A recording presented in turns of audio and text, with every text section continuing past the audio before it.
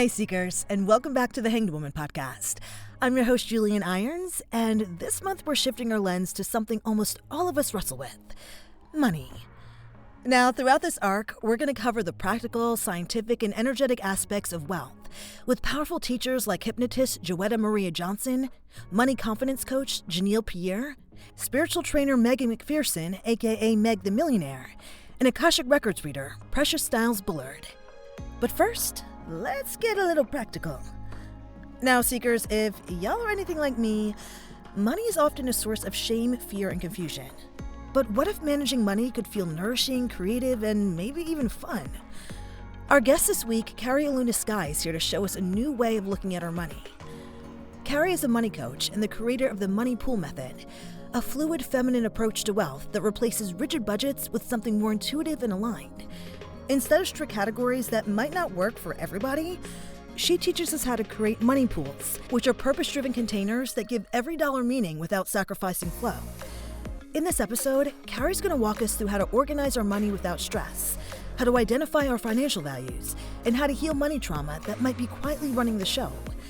And if y'all want a step-by-step breakdown of the Money Pool Method easily on hand, be sure to check out the bonus episode we've added. It's designed to help you start filling your pools today, like right now. This is the episode for anyone who wants to shift from financial fear to financial flow. This is the Hanged Woman podcast, where perspective is power. Let's get into it.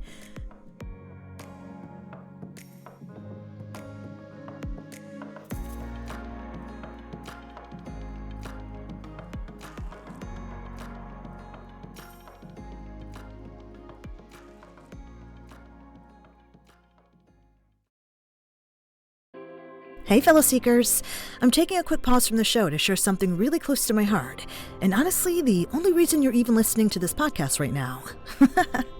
It's Three of Cups. My sisters and I created Three of Cups, an Iron Sisters mission of love, as a space for healing, beauty, growth, and community, because we believe life is meant to be full, rich, and abundant in every way. We offer all kinds of ways to support you, like energy healing, heart-centered art, plant-based medicinals, even marketing that will help enhance your brand's presence in the world. Because wherever you are in your journey, we want to help you feel seen, supported, and empowered. So if you're looking for something to help fill your cup in whatever way you need, come join us. Follow us on Instagram at 3 of Cups Healing, or explore all of our offerings at 3ofcupshealing.com. Because Seeker, your cup deserves to be full. And now, back to the episode.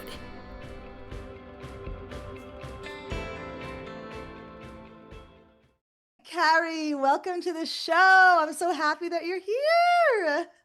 Me too. It's so fun to be with you and have some more time with you. Yes, this is great. So just to get us started, can you tell us a little bit about your personal journey and how you got to where you are? So let's see. I grew up in Montana. I had three brothers. We were just talking about the sister love right now because I have three girls and how much I always wanted sisters. So I was always spending time at my best friend's house who had four sisters. And so it was just I actually had a really great childhood, but I think because of the times and the 80s recession and all that, my parents both had jobs, but it was still hard to feed four children. And they did fight about money a lot. There was a lot of negative energy around money. And there was some times where my parents, because I lived in Montana, everybody hunted, right? And so my brothers or my dad would go out and get a deer. And that's what we'd eat all winter.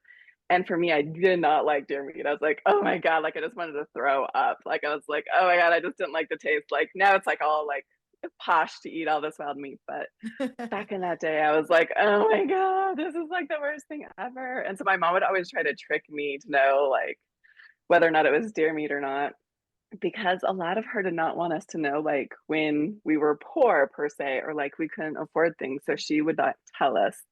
And then the other thing she would do is she would make powdered milk, and she'd put it into the milk jug that it was normal milk, so that we wouldn't know. And so I think there was just a lot of shame, guilt, negative energy around money that was passed on to me, inadvertently, not necessarily on purpose, but just the way it was. And so I was like, oh my gosh, I never want to have to worry about money. So I was like, I'm going to go big in life and I'm going to achieve super hard. So I was an amazing student.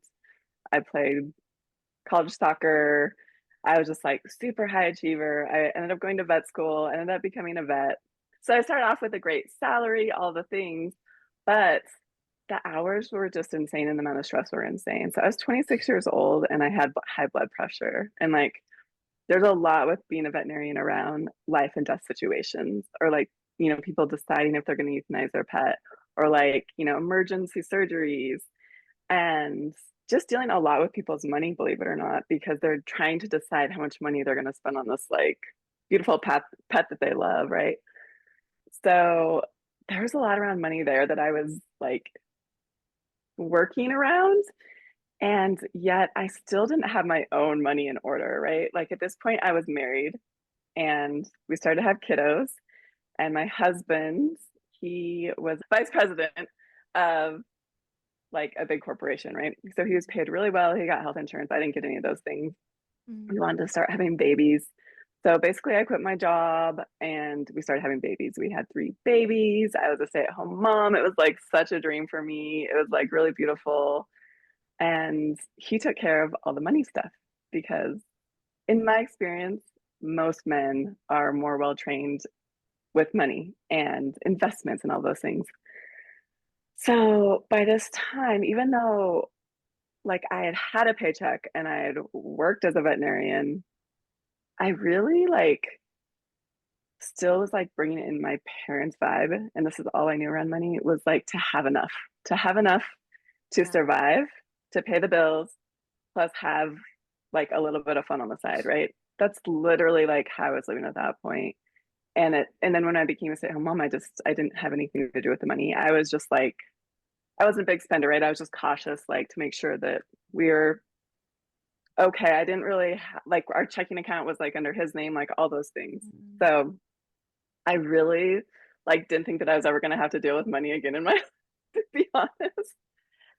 And then 14, 15 years into our marriage, I basically, long story short, is that I had a spiritual awakening and I had lost a lot of people in my life by this time. I lost my dad, like a few best friends, like stuff that was like super heartbreaking.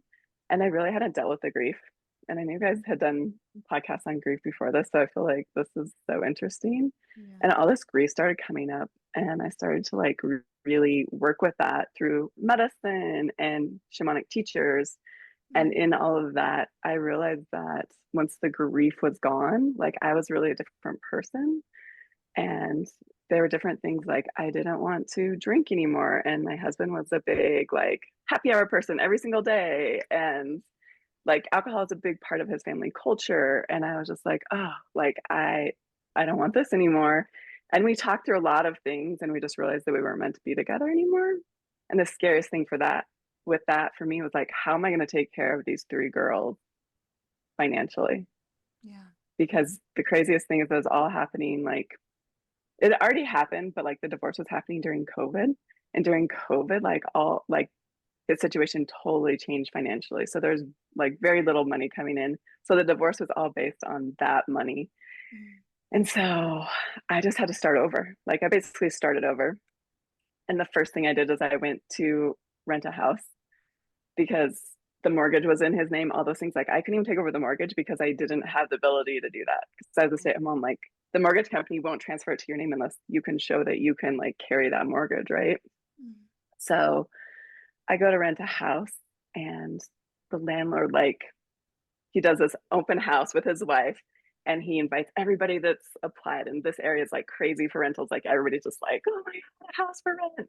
And so there's like 50 families there, and somehow they picked me because I'd written them a letter too. I was like, I have these 3 girls. This is like they can walk to school from here. It's a mile from their dad's house. Like this would mean so much to us. So he saw all of my financials, like do this application. He does like everything. He looks at everything, and he's military, he was like scrutinizing everything. Yeah. And he was like, oh my gosh, he's like, there's no reason for me to rent this house to you, looking at your finances, but I know you're going through a divorce.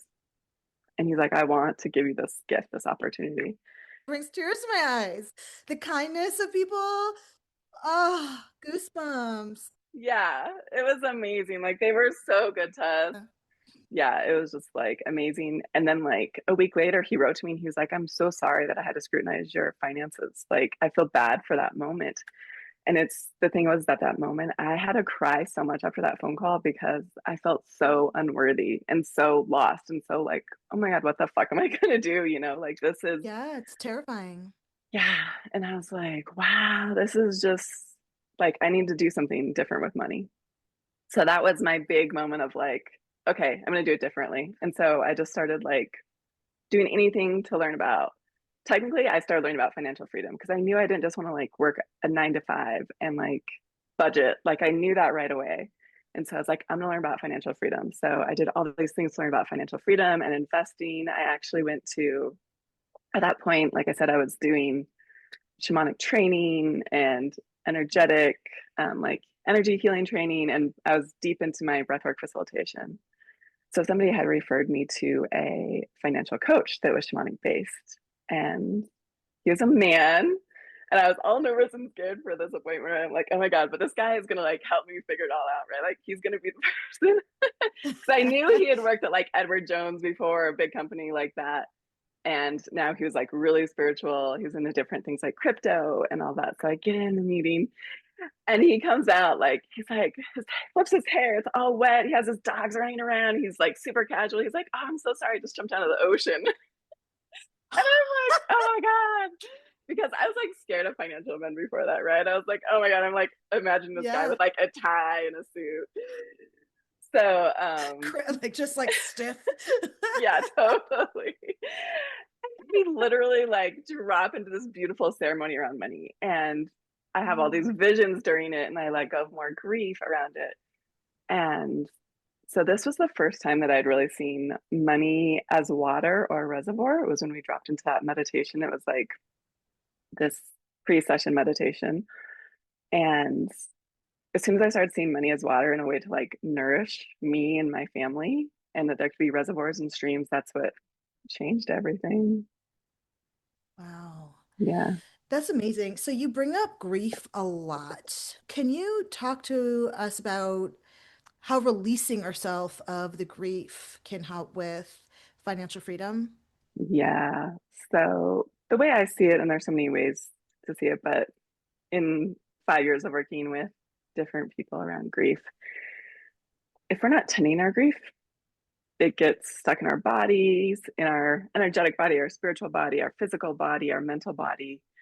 And when those are stuck, then there's not a channel for everything to flow. And that biggest thing is that we can't fully receive and we can't fully have clarity if we're stuck and we have this grief that we're not tending. And so when we tend that grief, and I usually do this, I start out with my clients with some grief prompts to just get that stuff like rolling. And I mean, I do a lot of breath work and ceremonies around the grief too, but what happens is, so a lot of women, like even in their first, I would say 100% of women cry in their first one-on-one session with me because they have so much guilt and shame around money. Mm. And it doesn't just come from like their life, their mistakes, things that have happened to them, but also comes from like their mother and their grandmothers. And it's in their system, in their DNA. And now we are at a time in the world where it's safe for women to grieve, where it's safe for us to be relaxed enough to grieve.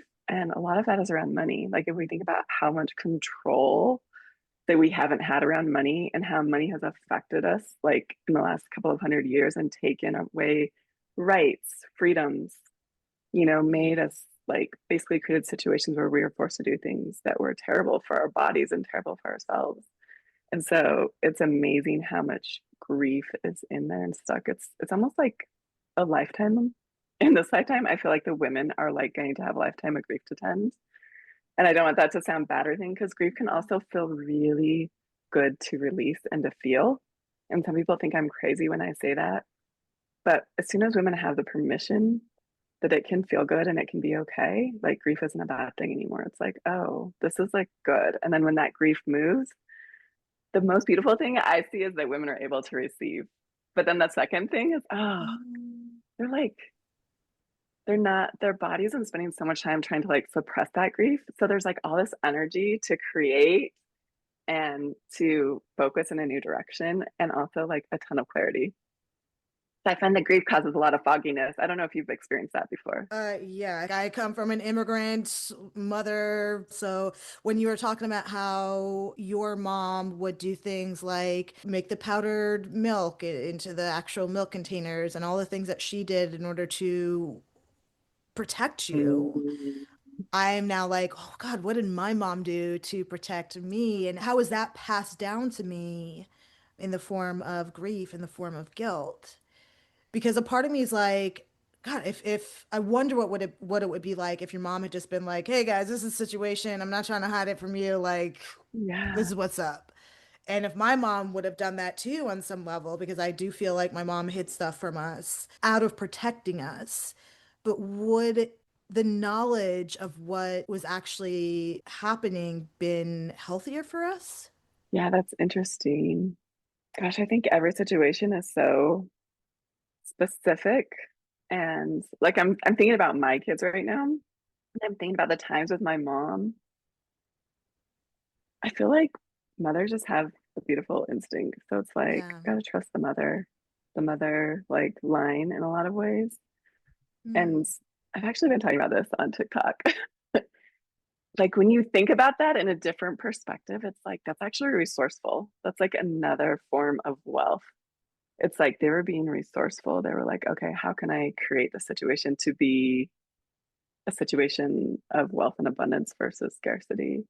And I have so much like just like that's amazing, right? Versus I feel like this day and age, like where we want to pick our parents apart and all of that, like to like be like, oh, that's the cause of my childhood wound. It's like, no, that took some balls, right? Like that was like power. That was like their power. Yeah. And at the end of the day, they were doing the best that they could do or the best that they Hmm. knew how to do. And that's Yeah. honorable, in order to protect their Yeah. children. Can we talk a little bit more, just like go a little bit deeper into the grief conversation? Because I feel like that's something that we don't really talk about a lot when it comes to financial freedom. Can you give us some examples of where that grief comes from and how we can be better at noticing it so that we can release it from ourselves? Grief is such a tricky thing. It's a tricky thing because it takes practice. And I've worked with a really beautiful woman that learned literally from these indigenous elders Mm. in Africa. Like learned her whole tending grief process from that. And then she taught a bunch of us facilitators how to tend grief. And I actually saw her as a grief therapist before that for about 6 months. And the crazy thing is that I was literally crying about money the entire time, which was so weird. I wasn't planning on grieving about money. I had no idea that that's what I was going to be grieving about. So the first thing I would say here that's wild and crazy, but I feel like so many of us are hyper vigilant of like being hyper independent. So it's like the first thing you can do is go to find a grief therapist, and I can give you a link to her so that you can share it with your community. But go to a grief therapist, go to someone who's really good with grief and can teach you all of the things around grief and help you hold space for grief. And I really think that it's such a lost art at this point that we literally have to set aside time for it and we have Mm. to get to know it. And I'm not trying to like dance around the question or anything, but it's just like we have to get to know grief again, at least in my experience, my lifetime experience of myself and others is that it has been so suppressed unless it's like this really big deal that it takes a lot for it to be like willing to come out. It's like, this is a scary thing. I think for women, what I've heard from my clients, there's a huge one around money mistakes, spending too much money, like looking at, I see a lot of women who literally don't even like to look at their phone in the morning because even if they're not in the negative with money, the bank account like alerts actually freak out their system. And obviously this is nervous system stuff too, but I've noticed that if we tend the grief, the nervous system work is so much easier because that's what's like stuck. If you think about like something happened, like you spilled milk when you were little and somebody got mad, not because it was bad, but because they were like either they were trying to like fix it right away, or maybe they were in a bad mood and they're like, oh, this is the last thing I need right now.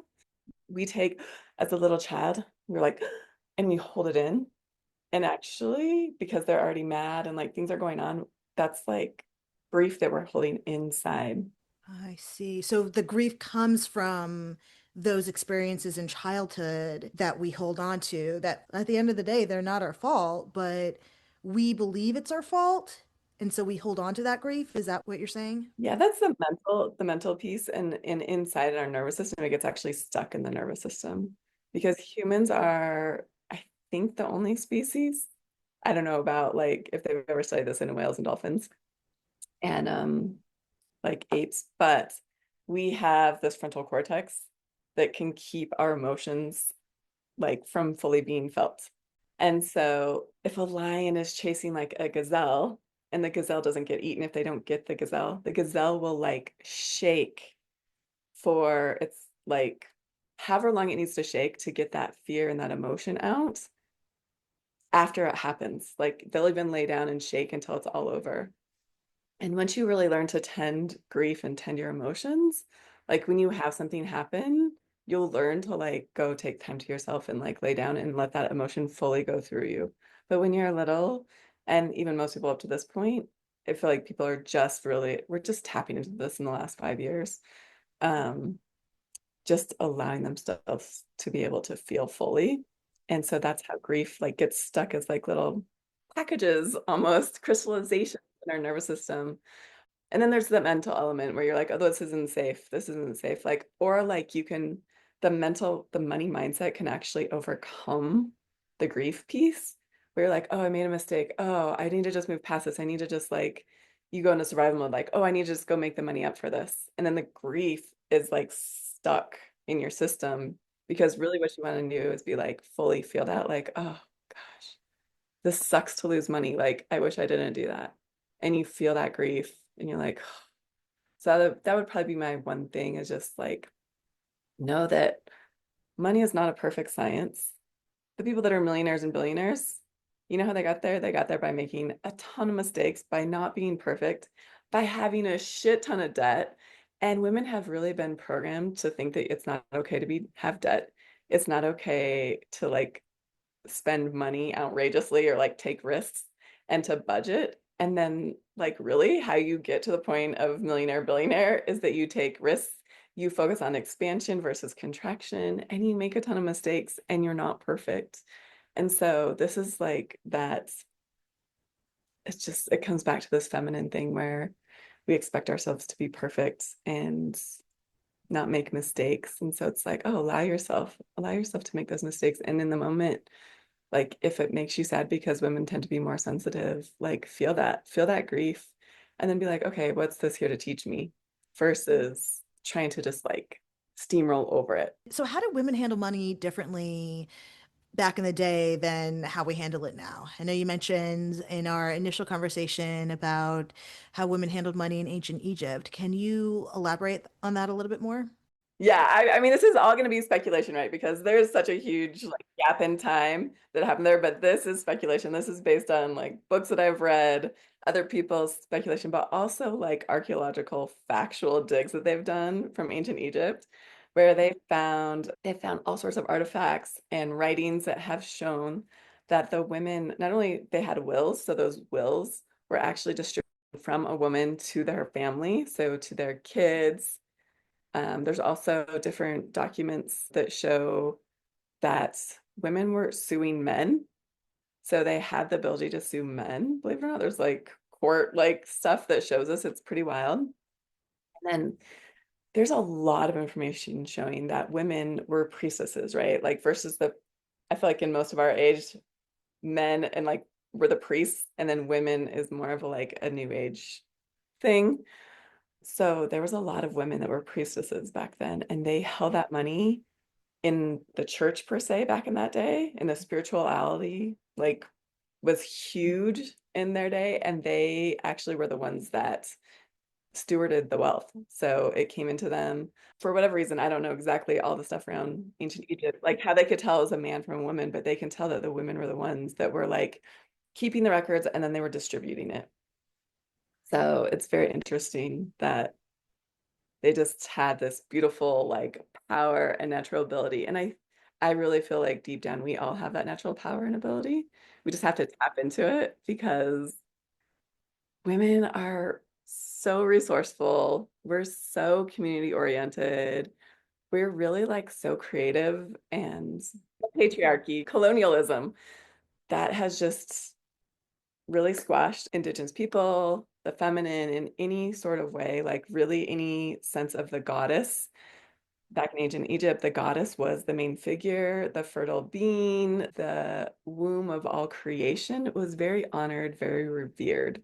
So she held a lot of power.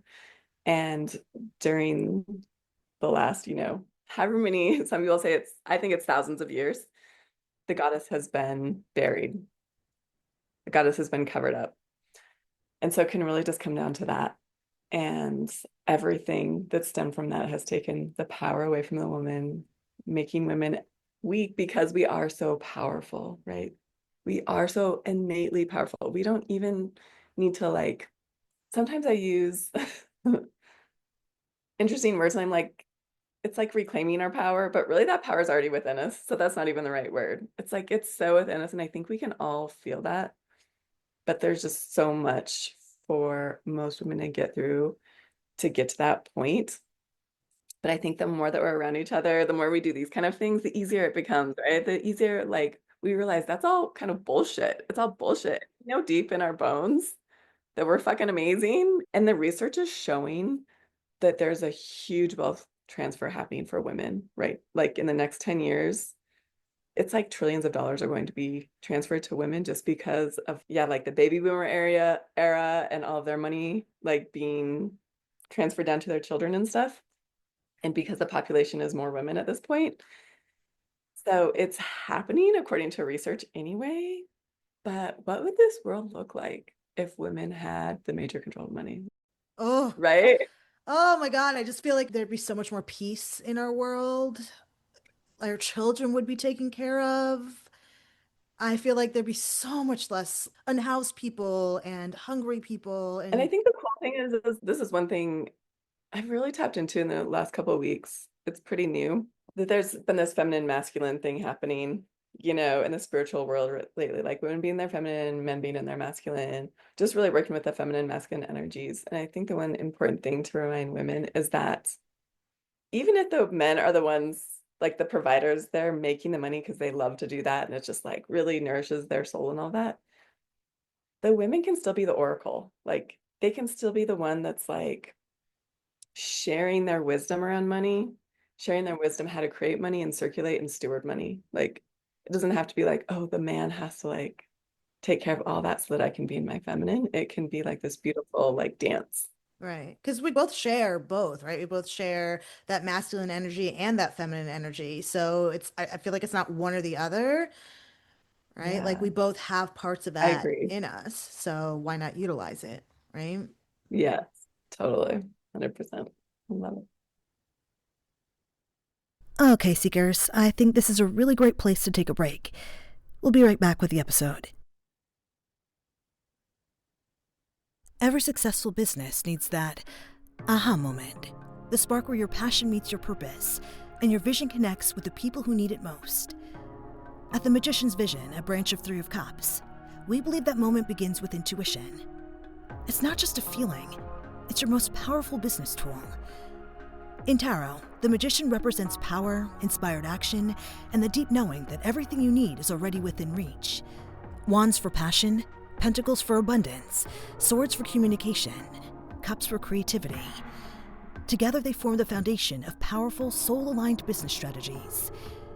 As part of Three of Cups, the Magician's Vision is here to help bring your vision to life, using the power of intuition, the magic of creativity, and the wisdom of experience to build meaningful connections with your community and grow your business with heart. Your vision, your magic. Let's make it real and fill your cup at threeofcupshealing.com. And now, back to the episode.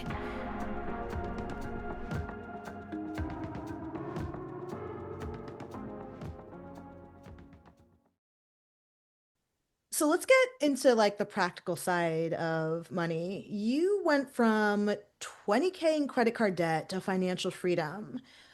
What helped you trust yourself along that journey? My friends have always said that like when I want something, I'm just like so willing to just take the action to get it. So it's funny for me to think about the trust, but you're right. There is a self-trust in that. I got support, and not all of it was like paying big coaches or anything like that. Like sometimes it was just like, $150 for that shamanic financial coach session for seeing the grief therapist, which I think was $110 an hour. And it's like sometimes we just need to invest in ourselves by investing in support from other people that have been through it and can almost hold that trust for us and then trust in us. And so that can be reflected to us. Oh, I can trust myself. I don't have to do this all on my own. Like, because we're all mirrors of each other. Yeah. Yeah. Right. I And see. then trusting that, oh, this has worked for them. They're Mhm. showing me the path. And also, I would say the big thing for me, because I didn't always do what I was told to do by any means. Like the first person I actually went to after my divorce was a financial advisor because a friend had Mhm. introduced me to him through breathwork. And she's like, oh, he's such an awesome guy. He's a hiker, he travels, blah, blah, blah. You're gonna love him.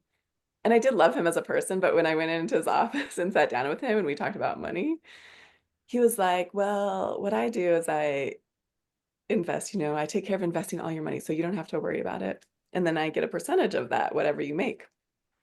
And that's how financial advisors work, right? But I was like, okay, so what are you mostly going to invest my money in? Like, I want to know what corporations, I want to know what companies. And since he was all outdoorsy and all those things, I was like, oh, he's going to be totally earth friendly, people friendly, like going for things. No, like all of his picks were things that like completely were against my values. He's like, well, these make the most profits. And I was like, I think this is the difference between men and women, and men are changing. But I'm like, I don't care about the profits if it's not in alignment with me. And so Mhm. just going out there and doing the thing brought me more trust in myself. I was like, fuck this shit. Like, I'm actually Yeah. better at money than this guy is because I'm actually doing it aligned with my values. And so I feel like part of it is like, just go do the thing, do the next step, take the micro action. And the more you do that, the more you'll trust yourself. Like it just comes with the act of like momentum versus just sitting back and not doing anything and worrying about money. Okay, so you also talk about feminine creative approaches to money. What does that actually look like in our daily life? How do we apply that? This is perfect because I'm like, oh, I want to get into like the other reasons that I start trusting myself is because I was doing this like daily practice, right? So Yeah. this is so perfect. I started to, and it took me a lot of time to do this because I was the person that used to have anxiety opening my bank account. I didn't have anxiety first thing in the morning, like looking at my phone, but I had anxiety looking at my bank account. Same. I've such anxiety looking at my bank account that I have to force myself to look at it or else I Yeah. won't look at it. Like I feel like it's terrifying. Yeah, and I feel like you can really normalize that over time. And the same for me was with credit card statements. Tax season was like a whole nightmare of like crying and blah, blah, blah, because I even just had to like deal with money. So I have zero anxiety around money. And it's not just because of like how much, because I still have had times where it's like, holy crap, there's not money. But I'm like, ooh, it's like curious. It's like a curious thing now, or how can I create more money? Some people do money dates, and I love money dates, but I feel like money dates are usually at nighttime. So for you, if like nighttime's like you're like, oh my God, I love the world, everything's beautiful and mystical, do evening money dates, right? Order yourself some takeout, a nice dinner, like get some candles, get the mood set up. Like I love to do like any sort of like essential oil or, just make a really comfy space. So it's like, oh my gosh, my environment with money is changing. It's different. I love to do it in the morning with a hot cup of tea with being in nature, like setting up like almost a picnic for your money. It's really like romanticizing money and letting money romanticize you. It's not just about, it's like this back and forth relationship, like seeing it as a part of nature and a resource and a tool that actually wants to nourish you and like help you grow. Like I love thinking about my whole money situation as a garden of wealth. And this is what I teach my one-on-one clients. So this is like this is the gold for women, I feel like is just like create a beautiful garden that you love. Let that water come in and nourish you. Like create little ponds and reservoirs and make it really creative. And I love drawing pictures and doing art, even if you're not an artist, but getting out crayons and markers Literally, my partner now is a financial consultant. And when he sees me doing, he's like, I want to do that because all these creative ideas around money when I bring out color. So it's like, let those little money dates, or like I call them money rituals, creating a ritual, make it spiritual because money is spiritual. And truly, at the very core of it, money comes from within us. And I don't want to go too crazy deep here, but like the whole mirror thing, we're all one consciousness. And our all of that stuff that comes into our life actually comes from within us, within our divinity. It's not something that you have to like work for or attract or magnetize. It doesn't come from outside of you.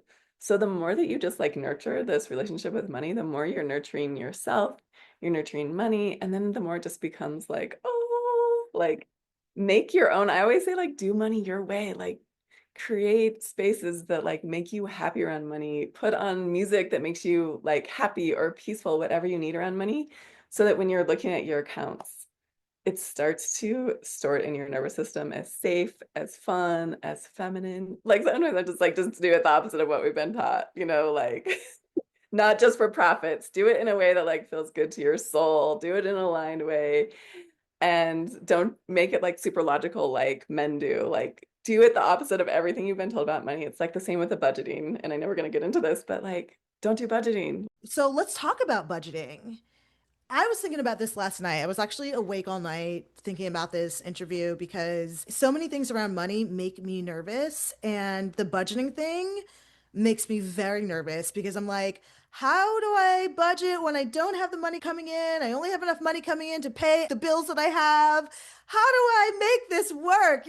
So for people who either don't understand budgeting or people that are literally living paycheck to paycheck, how can we look at this in a more empowering way? My friend calls me the whistleblower on this because it's like it's pretty radical, right?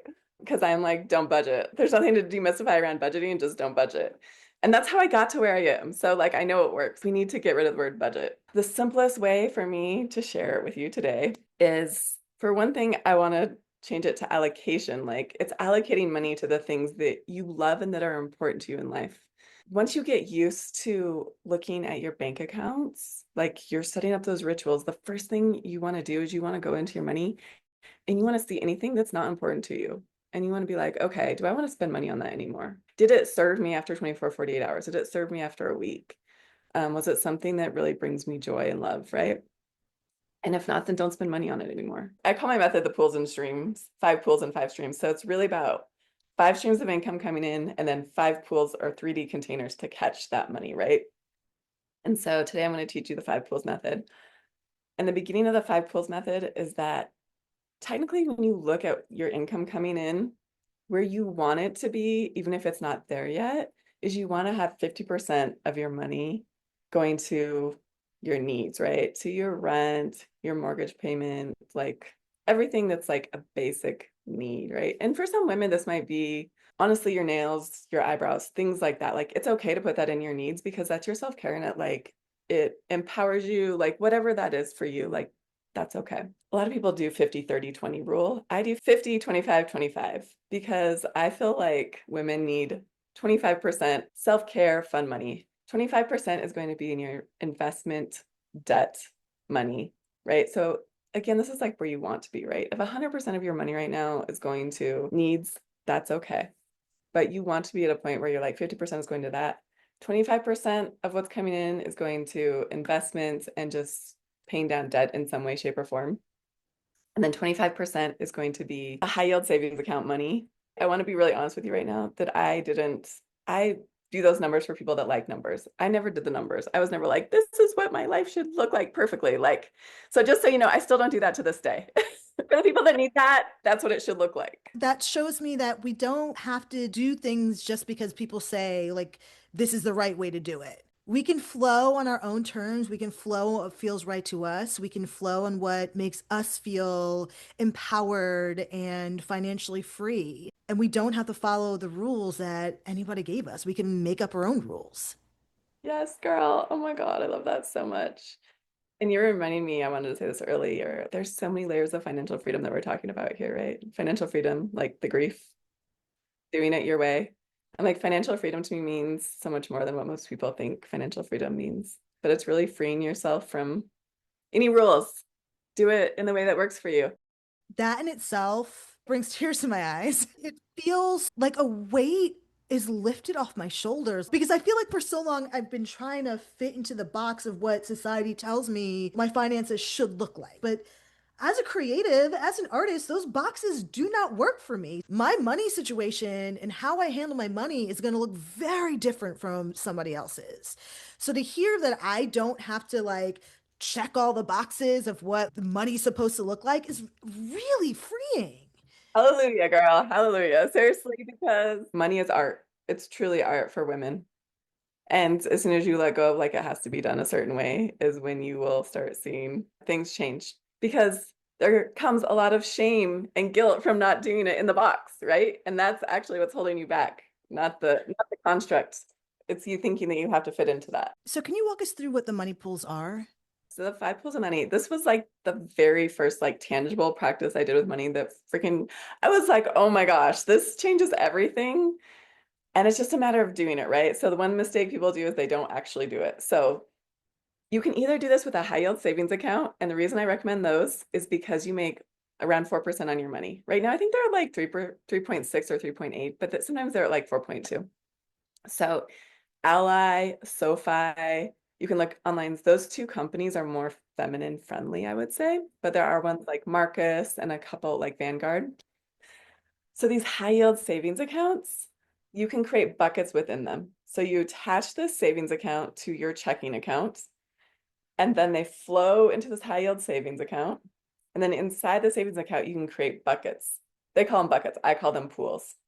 And in those pools, you can allocate a certain amount of money every single month or every time money comes in. Like for me, my money wasn't consistent either. Very much like the artist way of life. So every time money came in, I just actually took a certain amount. Like I just always love 110. So I take 110 and put it in each bucket. Or it can be literally as little as $10. You'll be surprised at how fast it adds up, and it's really magical. A lot of my clients actually create envelopes. They do the envelope system. So I still call them pools. So it's 5 envelopes, and you can decorate them. You can decorate the envelopes like really fun and pretty, like whatever you want to do, wild and crazy. So if you're more automated, do a high yield savings account because you're going to be making money while you sleep. On whatever money you go in there is going to be making money while you sleep, which is awesome. If you do envelopes, which is fine too, you're not going to be making money while you sleep, but you're still going to be like setting aside this money, which is really helpful. And now you're allocating your money, you're paying yourself first versus budgeting your money. The first pool is going to be your ease fund. It's also called the emergency fund. So this allows you to really relax more in your money because over time, like when you start out, you're gonna be like, I don't really have an emergency fund, but eventually you're gonna have an emergency fund. This has come out in really handy for me over time, especially being a single mom. And then you have your long-term goal or long-term dream fund. So that's something that's like, it's going to take a little more money, right? What's something that's a long-term dream for you? I want a Mustang Mach GT. And what color is it? Oh God, it's like a really pretty red. Yeah, I totally saw that. Okay, Yeah. cool. So you want to put on the envelope, like you don't want to just put long-term dream. You want to put like red Mustang. You can cut out a picture of one, like whatever you want to do, whatever you're going to name her. So the next one is your short-term goal, your short-term dream. This is something like a vacation or yeah, like new headphones or maybe like to get your house clean, like you want to say to set aside money for that. How about you? What would be your short term in the like 500 to $1,000 range? Okay, so I have two. The first one, you said have my house cleaned. I would love to have somebody come in and do a deep clean of my house. That'd be Yeah. pretty neat, but like I would love to have somebody come in and just like deep clean my apartment. And Mm, then the love other that. thing would be I love going on vacation with my sisters and my kids. Like I call their kids my kids. I love going on vacation with them. And I love that. so yeah, our next vacation is probably going to be Greece, and so I want to Yeah. plan for that. Oh, I love that. It's Yeah. so cool. I love it. So then your next one you just want to put in, and it can be like grease plus deep cleaning of the house, like it can be in the same pool. The fourth one is going to be a thing that you don't like to pay for. It's like the thing that bothers you to pay for, but if you had money set aside for it, it would no longer bother you to pay for it. For me, this was my kids' fund, so I just call it my kids' money.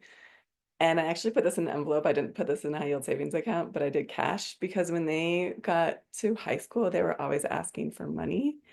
And I felt my system contracting around it. And then I really felt into it. And I was like, wait, I want to be able to give them money for these things. I always loved when I got treated as a kid, like, oh, here's $20. Like it felt so good. And I'm like, I want to feel good about this. I don't want to feel like, oh, you're asking me for money again.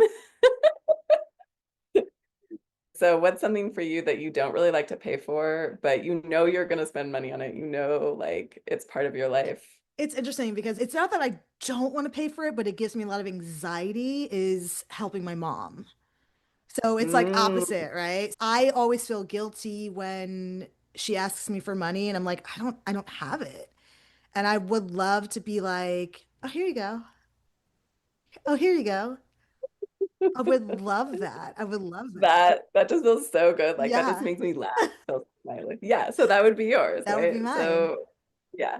It's like I would call it like my freedom fund because it makes me more free with money. And then the last one is your fun money, which is my favorite. It's just like, okay, instead of that coming out and having a budget, you already have your fun money pool. So you're like, okay, what am I gonna do for fun this month? And after a couple months, you have money in there and you're using that money. Or like sometimes you forget about it. And then you look at your fund money and you're like, oh my gosh, I have like $500 in my fund money. What am I going to do with that? What's something you'd like to spend your fund money on?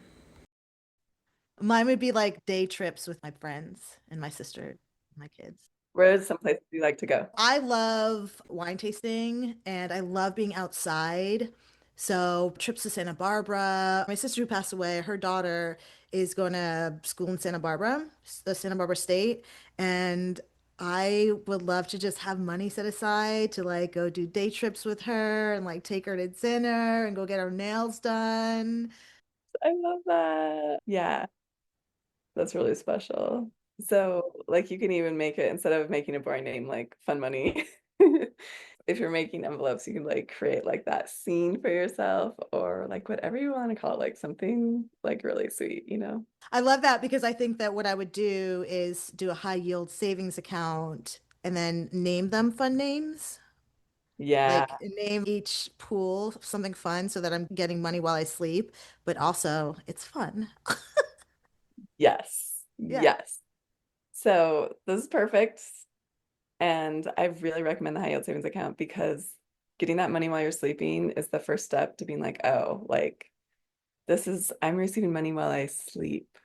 I don't have to work for it. You're like reprogramming your system as a woman. You don't have to work hard and earn money all the time, or you don't have to have a man to be giving you money. So that's why I love the high yield savings account. And if you go open it today because you're hearing this podcast, just make sure to pay yourself first. Like don't just open it and then not do it. And also use that bucket tool, which are your pools that you get to name each one because it just like makes it so much more fun as you're saying. Like it's beautiful. And I know for sure Marcus and SoFi, and I'm pretty sure Ally, those three all allow you to do the different buckets within one account. So that's really special. And Vanguard, I don't think they let you. So you might want to just make sure that you pick one of those and just see which one works for you. Do you have any surprising stories or transformations from clients who use this method? Yeah. So I have a favorite one. She's just like one of my favorite clients anyway, but she was a brand new mama. She had a little baby. She was an SEO expert. So she did a lot of work on technology. And she was a woman of color. And she basically came from a family where it was believed that the men were supposed to make all the money and the women didn't really know anything about money. And then she wasn't taught anything about money. So she really had a lot of shame about just like spending too much money or, not making enough money. And so we did this five pools method, and she actually made the envelopes and she decorated them because she's super like she just loves that tactile and coloring. And she was like, "Oh my gosh, like I have never treated a man before." So she wanted to treat her husband was like her big dream. And it was a day at the spa with her, like and have like her mom take care of her little baby. She always was like in survival mode with money. So she never thought that she had enough to do anything like this. But she started the 5 pools method and she's like, oh my gosh, like it only took her 3 months and she saved up $800 to take them to the spa for the day. And it was just like so special for them. And they got to enjoy her as someone who is really a steward of wealth. Yeah. I love that. Do you have any final thoughts that you want to share before we wrap up? The thing I would say is once you start a high yield savings account, so the next step for me when I teach women money is the 5 streams of income, which can feel overwhelming, but I just want you to know that like setting up a high yield savings account is actually another stream of income because when you put all that in there, you're making income from it. So just know like you're already like another stream forward. Like so the average millionaire has 7 streams of income and the average American has 1 stream of income. So that's that like discrepancy point. Women haven't been taught to create more than 1 stream of income. And I don't want women to get caught up and like stuck around this, but it is a really cool way. Like there's so many cool ways out there for women now to create another stream of income. Like if there's something that you love, that you use every day or you use every week, so many other women businesses are giving you affiliate money for that. So just sharing it on your social media. And literally like I share these free bleeding underwear, which are basically just like they absorb like 5 tampons worth of blood and it's just so comfy on the days when you're bleeding. And I love it for my girls when they go to school, so they don't have to worry about it. When I share it or I share it with my friends and they use my link, like I just get paid and it's so lovely. And it's like you can do that with so many things like your supplements or whatever. And then you're also helping other women grow their business. And so I just wanted to say like it can be simple. The other thing I want to say is if you have like one specific gift you share with the world, you can create multiple streams within that. Like say you're a massage therapist, you're used to doing just one-on-one appointments, like start selling punch cards where people are paying you all the money up front and then those punches get used over time. That's like another stream of income because they're not just paying you for one-on-one work. And a lot of times it sounds weird, but a lot of times those aren't like fully used or also selling like gift cards around holidays and stuff like that. So anyway, just like know, like just be creative. Like again, like having that freedom to do it your own way and not being like, oh, multiple income streams means I have to have like 5 companies. No, it's not about having 5 companies. It's about having like kind of creating a safety net. So like say you have to take a week off because you don't feel good or whatever it is, you still have money coming in and you still feel nourished and supported. It's just like a matter of setting up things that feel good to you to do that. Oh, I love that. Yeah. Carrie, this is amazing. Where can people find you if you would like to be found? I love that if you would like to be found. Uh, They can find me on Instagram at Carrie Aluna Sky. So CarrieAlunasky also on TikTok, same at Carrie Aluna Sky. It's going to be on LinkedIn. I'm going to go on there soon. Pretty easy to find if you look for me. Do you feel complete? I do. Thank you so much. I absolutely love this time with you. It's like so precious. So, what I loved about this conversation with Carrie and what I really got from this episode is that we don't have to white knuckle our way through money management. When we give our dollars purpose and freedom to flow, we can create systems that actually support us. And what I love is that I don't have to do that by following the status quo. I can do it in a way that serves me and works best for my life. And I mean, that is so incredibly freeing.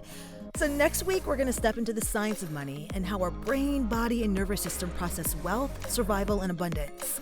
Our guest is Joetta Marie Johnson, and she's going to help us uncover the subconscious patterns that might be keeping us stuck.